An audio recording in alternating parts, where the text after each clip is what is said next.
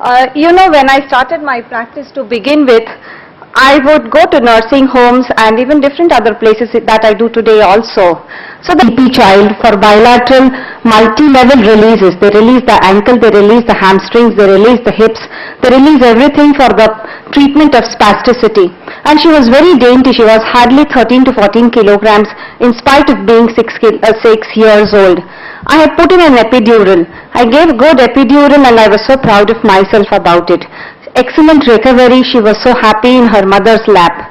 Well, I had to then go over to another place. So what I did was I diluted the local anesthetic. Then I made around 4 to 5 syringes of it for the top-ups. I labeled the tray. I labeled each syringe. I called the resident medical officer. I explained that person how to give a top-up. I saw to it that he gave it in front of me. And then I got over to the other case. Well, at 4 a.m. in the night, the same night later on, the surgeon called me frantically that the mother is uneasy and she says that the first injection given for pain relief worked and she slept well.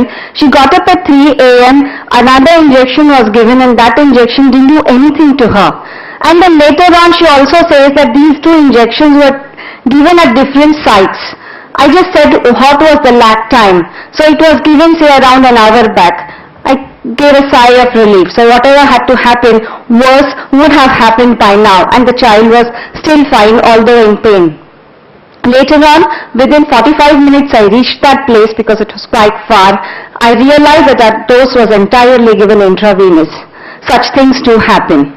Okay, although catastrophic, yes, it do happen. After this I learnt one lesson. Let me keep infusion pumps. So I started keeping infusion pumps and I kept catheters only when I knew that I could keep an infusion pump. So I kept an infusion pump, filled it meticulously by myself. The child was 4 kilograms. I kept it at the dose of 0.3 ml per kilogram of bupivacaine and I went home extremely satisfied with what I did. After 3 hours I got a call saying that the pump is empty, please come and refill it.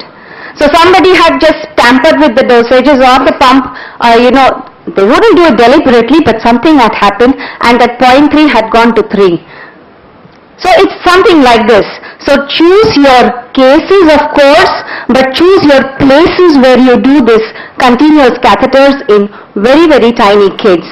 Because if one catheter gives you a problem, all your efforts of many years of showing the parents, the child and most importantly the surgeon would be straight away gone down to the drain, and see to it that you have very, very reliable people to do what you want them to do after you have left the child, because you cannot be with your patient for 24 hours. Alright, because we are full of there are many people who would probably take this attitude that that isn't my job. Well, having said this, I invite you to learn from the errors that I made, and luckily I did not pay very heavy enough. So the paradigm of my talk is why peripheral nerve blocks in children, what is the scope of peripheral nerve blocks in children, 1 or 2 case scenarios to highlight what can be done, the drugs and dosages, the transition from perineural catheters to oral analgesics, that's precisely what Dr. Ganpati was trying to tell us, parental involvement, problems inherent to catheter placements and transition from catheters to oral analgesics. Why a peripheral continuous catheter? Well, a short surgery, a short block, perhaps with additives, serves the purpose. What about the prolonged invasive surgery with lots of postoperative pain? So we need something that acts prolonged. And dictum in pediatric regional anesthesia is, yes, go as peripheral as you can.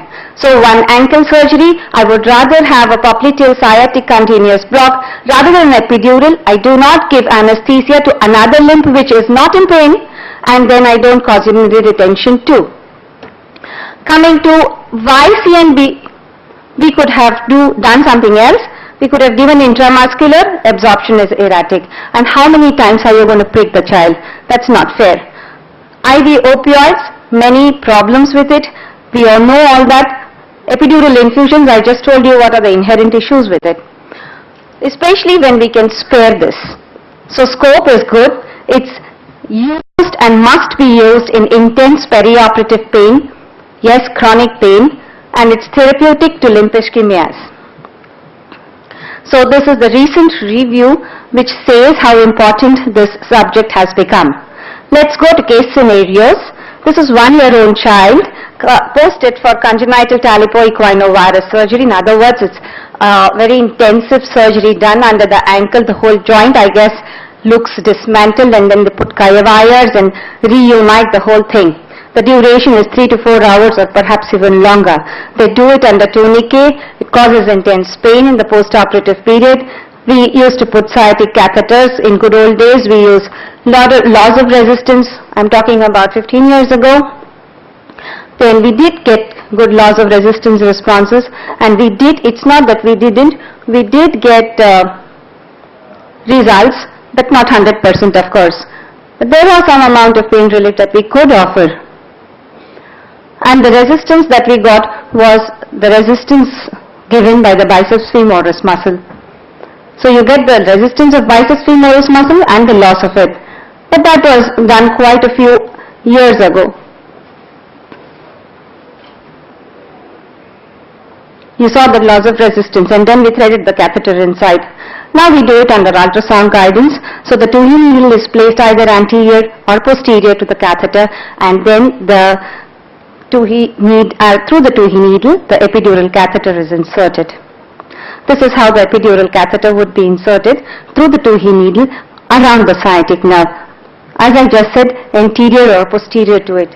This is a simple and effective block that blocks pain quite well. This is the Tuohy needle sitting up atop the vein, the nerve, and this is the Tuohy needle through which the catheter has jetted out. It's very difficult to understand the catheter on static images. Dynamic images show the catheter far better. This is a smaller child. You can see the whole blackout area due to the drugs, and then the catheter jetting out of the Tuohy needle. Then of course we realized that we are getting far more success rates with this kind of work. Then we embarked upon the stimulating catheters and ultrasound together. But to be very honest to you, our results did not change much. We got really good success rate solely with sciatic and ultrasound. So probably it's cost cutting here if we could drop that other gadget. This was another author who could demonstrate what we said. This is another humorous case. If you see, the whole, not the whole, maybe the middle part of the humerus is eaten up by tuberculosis. A graft was to be put. He was hardly 2 years old, quite a chubby kid though for the tuberculosis that he had. We had put an interscalene catheter in him, and it came out precisely within 8.5 hours. Because they're very wriggly and the neck is too small, so to fix these catheters is a challenge. Grown-up kids, it's good, because we can fix and tunnel them even better. So this is the Tuohy needle. This is remarkably superficial work. So you see the Tuohy needle, not only the needle, even the lumen of the needle and the tip very well. And it's quite easy to see the catheter coming out. This is the catheter with the Tuohy needle taken out, and the catheter is being fixed. Well, coming down to another case, radial club hand.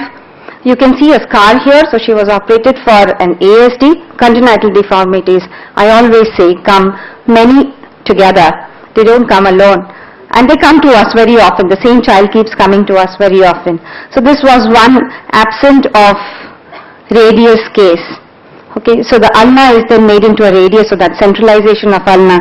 Again, a very extensive procedure. But here, to place a block and then to place a catheter is really fun to the anesthesiologist, because this area renders itself extremely well for catheter fixation. And the movement inherently is not very much here, unlike the neck or the axilla. 5 minutes more, yes. And then we realized that a couple of cases we started doing it with the dye study, and then we gave it up because we realized that with solely ultrasound we could do what we wanted to do. Well, many other catheter techniques is possible. This is the ischemia hand that was treated for a preterm. So this is therapeutic here. Anyway, in nutshell, all that can be done in an adult can be done in pediatric. Well, so this is the take-home message. Now drugs, let me dwell upon this because that's more important to convey today. New local anesthetics, is it improvement or it is some kind of a marketing pressure that we are undergoing? Let us see which is apt for what. After an injection, the plasma concentration of ropivacaine occurs later than that of bupivacaine. If it is a circumcision and you have given a block, within 2 hours probably the kid is out of the recovery room. Okay, so is that the right drug to give? So ropivacaine has a low clearance in younger children. So single shot block, bupivacaine is better, yes. But now there is a hitch with bupivacaine, as clearance decreases proportionately with infusion time. So if you are giving an bupivacaine infusion, as the time goes, it's going to build up in the blood. So no apparent change in clearance as far as ropivacaine is concerned. So that gets cleared faster when it is given in an infusion form. Take-home message, for continuous infusions, ropivacaine is better in babies. These were different catheter locations and different dosages recommended, but in nutshell, for children or babies less than 6 months, 0.2 milligram per kilogram per minute is the dose of bupivacaine, and beyond 6 months, 0.4 milligram per kilogram per minute is the dose of bupivacaine. This has to be taken care of. Calculation example, just take a 10 kg kid and this is your dose here of 3 ml per kg per hour of 0.125% bupivacaine. These are another examples with additives. Look at clonidine, the dose is 3 micrograms per kilogram for 24 hours and 30% reduction for infants who are less than 6 months. This is a good descriptive study which puts a lot of dosages regimes across. Now transition to oral analgesics from continuous peripheral blocks. It prevents the rebound pain after infusion, and when it is discontinued, your child suddenly doesn't become a howling person. Oral analgesics should be given, and what I do usually is I start tapering the infusion, and once or even off it for an hour or so, and start the orals. Then I know how the child is going to behave with the infusion off, and now I know what analgesics to give. So again, after stoppage for 4 hours, if the child is okay, tolerable, can be consoled, then fine, the pain levels are good and we can remove the catheter. Generally we use paracetamol and ibuprofen. Parents should be instructed. Probably the pain score kept by parents are best. You can even write it in the language that they understand so that they can get back to you. So removal of peripheral catheters are equally important job as the insertion is. Peripheral nerve catheters are typically advanced a substantial distance and hence kind of a chance to intertwine around them. So it's important to take a look at that when you even remove them. The techniques are, if at all you can't remove, place the child in a manner that the bony and the soft tissue obstructions are minimized. Placing the child in the position in which the catheter was inserted sometimes perhaps helps. Intervening radiologically with passage of a guide wire is very, very rare in children. Surgical removal has been reported once. Now the fear of continuous nerve blocks and compartment syndrome. Many speakers today have kind of voiced it, but let me tell you, if there are certain protocols that are strictly followed, such as absolute separation of sensory and motor block, sensory block enough to decrease the pain scores to fairly good limits but not abolish it totally, but yes, good amount of pain relief is the key to go. Remember, if it is a second post-operative day and your first post-operative day was good on a given infusion rate, second day a call comes to you that the child is in pain, should I step up the infusion? tell them to call the surgical registrar or their boss and have a look at the plaster. That's in fact the sign to say that something more is happening than the usual in the limb that is operated. So Damon has brightly put up that we need not make our child put in a torture chamber for the fear of compartment syndrome. There can be proper protocols to eliminate this issue. So get over the fears, and thank you very much. I finished in time, I guess. Thank you.